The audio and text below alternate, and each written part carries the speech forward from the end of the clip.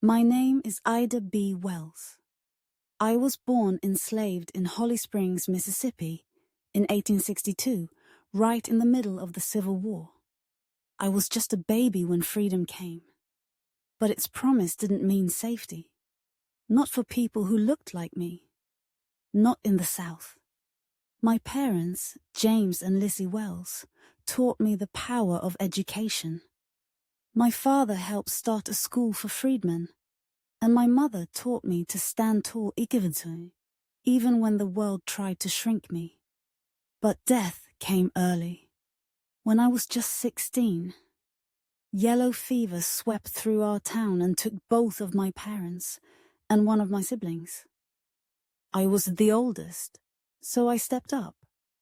I took a teaching job to keep my remaining brothers and sisters together. I lied about my age just to get hired. That's when I started to see how deeply injustice was woven into everything around us. I was paid less than white teachers. I rode in train cars that were supposed to be separate but equal. But they were anything but. In 1884, I bought a first-class train ticket. But when I refused to move to the colored car, I was dragged off the train.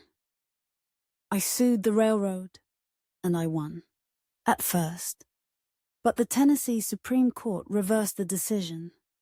Still, that fight lit something in me. I picked up my pen, and I never put it down again.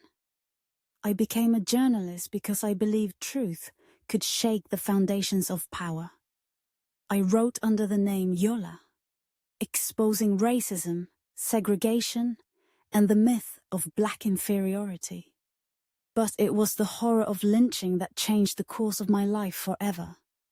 In 1892, 3 of my friends, Thomas Moss, Calvin McDowell, and Henry Stewart, were lynched in Memphis. They were successful businessmen running a grocery store that competed with a white-owned one.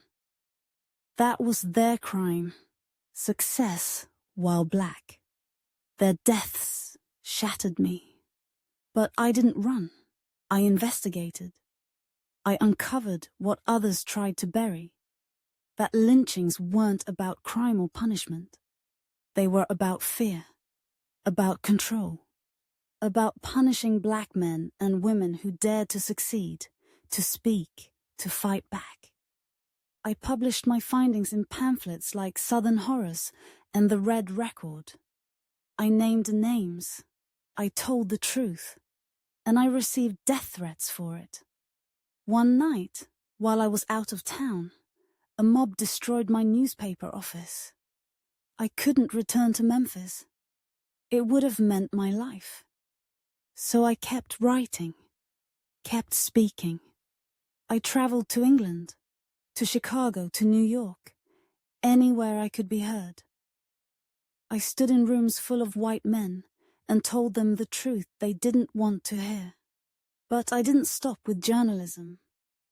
I helped found the NAACP, though they often left my name out of the story. I organized women's clubs, supported suffrage, and called out racism wherever I found it, even within the women's rights movement.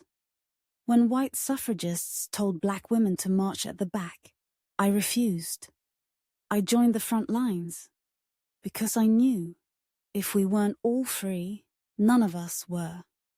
I married Ferdinand Barnett, a lawyer and activist, and we raised 4 children together. But I never left the movement. I balanced babies on my hips while organizing protests and writing editorials. Being a wife and mother didn't make me less of a warrior.